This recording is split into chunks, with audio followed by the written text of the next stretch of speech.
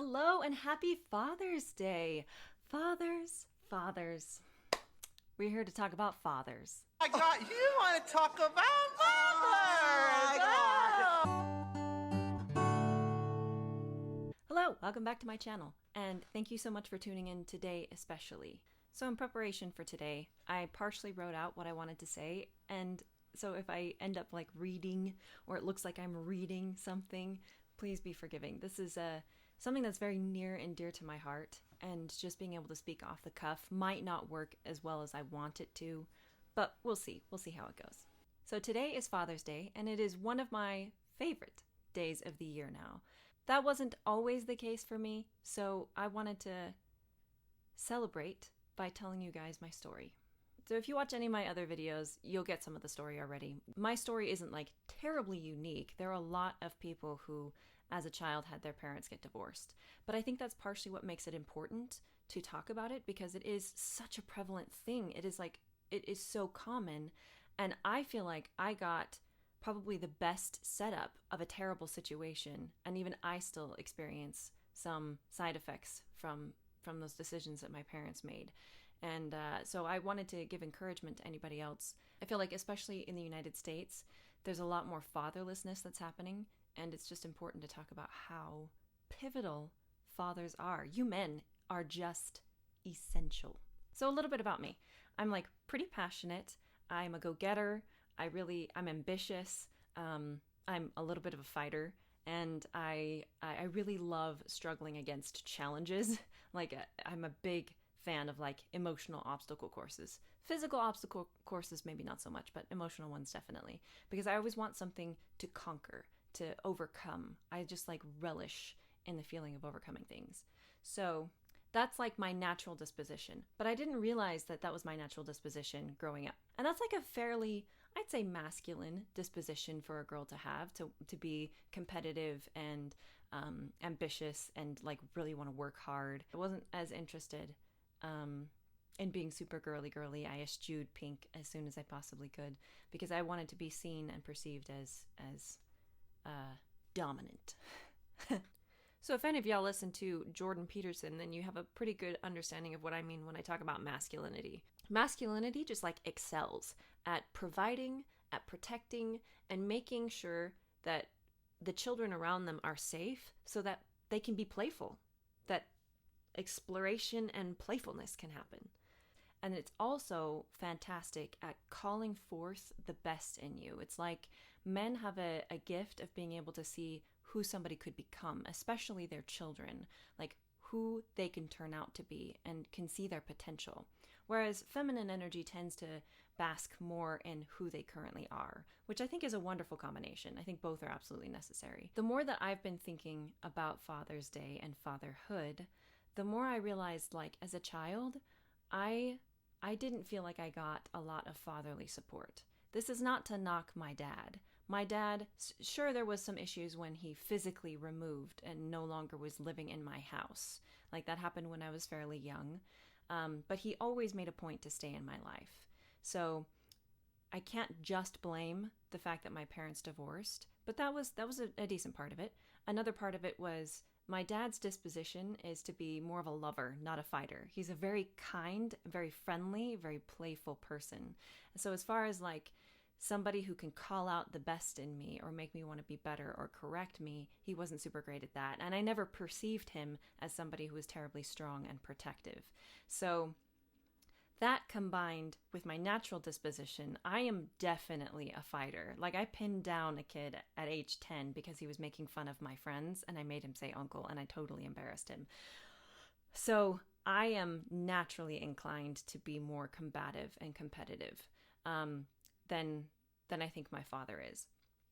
So you have this threefold combo of like my parents getting divorced, which that wound made me be way more masculine than I naturally am inclined to be.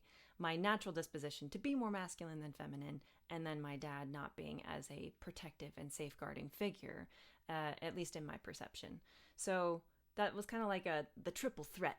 And I really do think that toxic masculinity exists because I think I had it. I think I was afflicted. because I just behaved like in this warped perception that I had to take care of myself. I had to protect myself.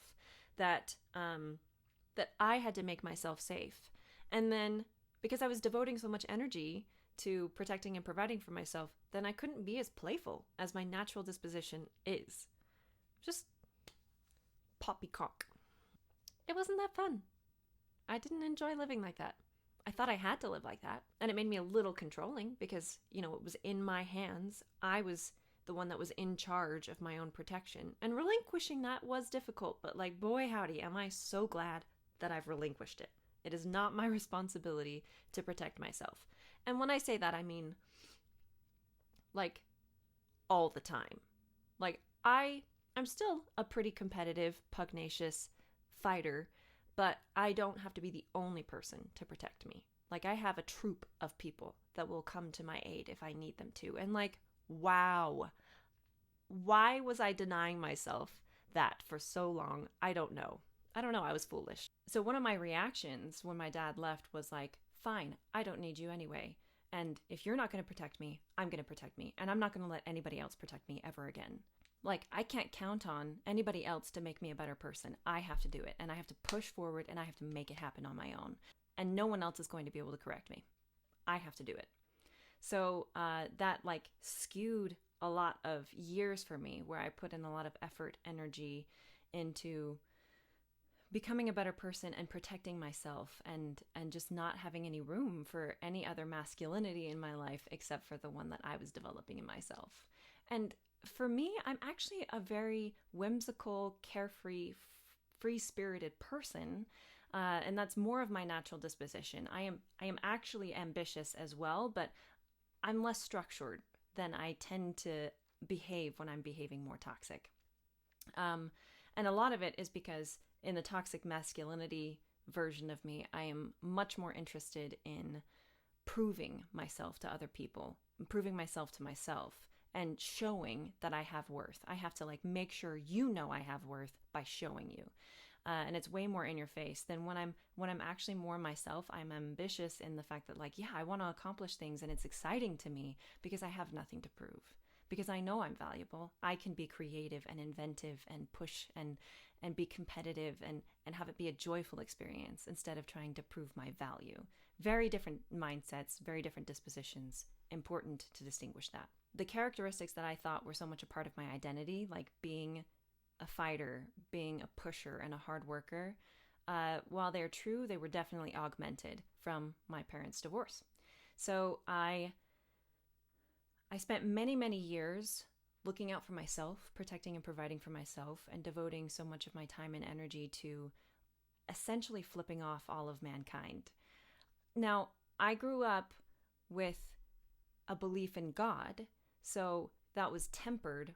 Like, I didn't behave as much of a jerk as I wanted to because I wanted to be a good Christian.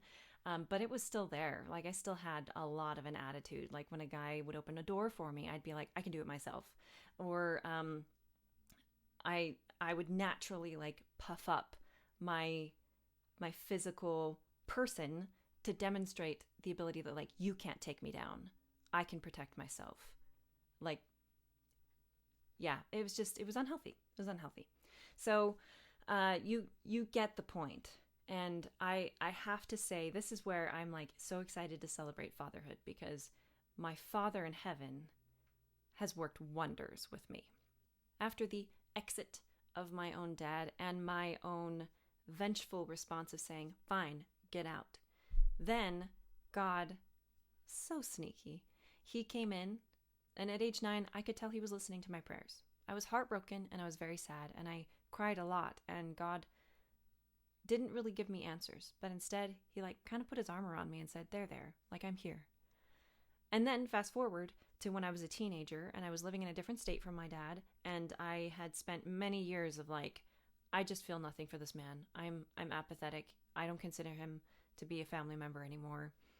There was definitely a tug of war between my brain and my heart. My brain said, no, he's your dad. You should respect him and you should care about him. But my heart was like, no, he doesn't deserve it. And after what he did, no way. So it was God when I was a teenager that was able to open my heart again and say, you do love your dad, don't you? And I went, yeah, I do. And it was a really embarrassing Sunday school experience where I just bawled the entire time on Father's Day. But the miracle happened nonetheless. And it was my Heavenly Father who was the one that encouraged me. I was on my mission, and I was not a very good missionary as far as like having faith. I was obedient, but I was not very faith-filled. And I constantly wondered if I was doing a good job, because there's a lot of self-absorption that happens when you're wounded. And he was the one who came to me and said, I'm already proud of you. You don't have to earn me being proud of you. And then he also called me by name and said, like, you are a good missionary. You're a good missionary. You don't have to wonder if you're doing the right thing. You are doing the right thing. And then he continued to mentor me after my mission when I was working at the Missionary Training Center. So I was going to school and teaching other missionaries to prepare them for going out into the world and preaching the gospel and the good news about Jesus. And there were many, many, many days where I felt like I came away from work after doing a lesson with the missionaries, and I'm like, I did a terrible job. I'm an awful disciple. Like, I'm not a good example of a good person. I wasn't very patient. I cut them off. My preparations weren't good enough. I didn't know the answers to their questions. Like, if you have any shred of perfectionism in you, you know the kinds of thing that you end up thinking about. And God was the one that would sit with me in my car while I was going through shame spirals, and he would say, Dara, don't worry about it.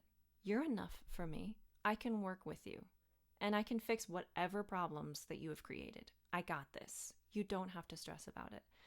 And then he'd also, too, like, he would hold me accountable and say, yeah, this is something that you can improve on, so I'll work on it with you. He was totally mentoring me. And then he also mentored me in my dating life, which is the worst part of my life. I hate dating so much. Well, at least I hated it then with a venom and a fiery passion. But now I only lowercase hate it. Anyway, and he was the one that would encourage me to still go out and to try again. But then every time that I'd come home and I'd be like, man, that was awful, he'd be the one that says, well, tell me about it. Talk to me. And would be the person to listen to my endless frustrations on the subject. And he would be the one that could comfort me. There were many, many times when I tried to be my own source of comfort, and it wouldn't ever work. Like, God was the only person who could console me on that subject. And it was very sneaky and smart of him, because that taught me once again that I need help, that I need a father, and that and it's okay to be needy in general. It's okay to be a child who's looking for somebody to take care of them and to mentor them. And then our relationship progressed to where he became a co-creator in the songs that I was writing for school, and in the book ideas that I had, and in the YouTube channel that I'm creating. Like, he is my partner.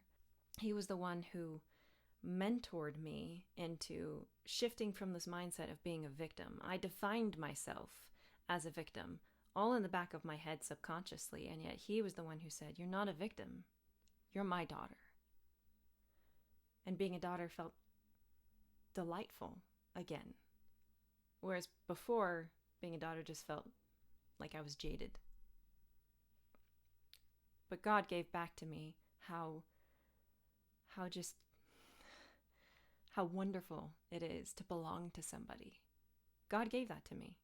And I've loved the progression that he's taken me through, from being a comforter and father and a consoler who would come to me when I needed him, to being a mentor, and to how to live better, and to being a partner that will create things with me. And that's what made it. And there's something like absolutely fantastic about God. He's not the kind of person who, we might get the wrong idea in the Old Testament of his character when we see that God is a jealous God.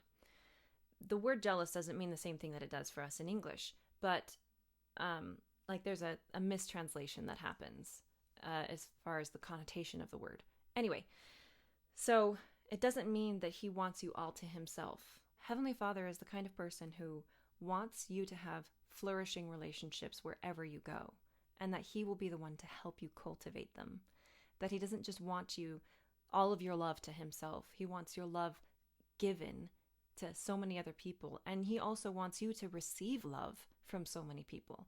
And I think there's a fantastic story that is exemplified in the life of Jesus, God's ambassador. And that shows us that he doesn't just deliver us from sad experiences or from mourning, but he delivers us to someone, that he's the one that's rebuilding relationships in our lives. So it's in Luke 7. And in this situation, Jesus is in a different city altogether, and there's a widow who has just had her son pass away. And Jesus had performed a miracle the day before in this different city, and that means he would have had to walk all night to come to the city of Nain, to be there during the funeral procession for this widow's son's funeral. And he makes it there in time to give her a miracle. Luke 7:11-15. And it came to pass, the day after, that he went into a city called Nain, and many of his disciples went with him, and much people. Now when he came nigh to the gate of the city, behold, there was a dead man carried out, the only son of his mother, and she was a widow, and much people of the city was with her. And when the Lord saw her, he had compassion on her, and he said unto her, Weep not. And he came and touched the bier, and they that bare him stood still. And he said, Young man, I say unto thee, arise. And he that was dead sat up, and began to speak, and he delivered him to his mother.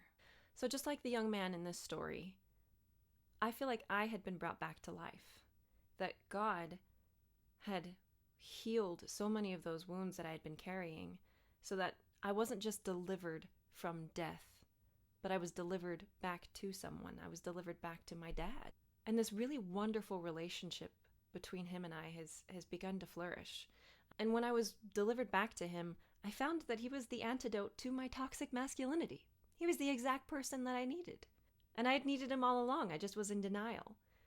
Like, even though he may not be the most physically dominant and burly and protective kind of person, I didn't need him to be. He's a lover more than he is a fighter, and I'm a fighter more than I'm a lover. And that is the perfect balance for me. His upbeat temperament and easygoing attitude made it easy to confide in him. He's a fantastic listener. Like, he would listen to my theories ad nauseum. And as I would tell him all the things that I'd been learning and wanting to accomplish, I felt the need less and less to prove myself. Like, I felt more and more that I was enough as I was, and that these things that I was pursuing were good things, but they didn't associate with my value. Because there was somebody right in front of me who was going to love me, no matter what. He and I now get excited about sharing co-projects, of building stuff in preparation for the apocalypse. And even his advice when it comes to dating, like, I'm actually starting to seek out his advice because it works for me. For example, a few years back, he told me before I went on a date, I was really, really nervous, and his advice was, listen to girl power music for 10 minutes, and then do 10 bend and snaps in front of your mirror. That'll give you the confidence that you need to go on this date. And I remember being like, yeah, whatever, Dad. Like, you know what you're talking about.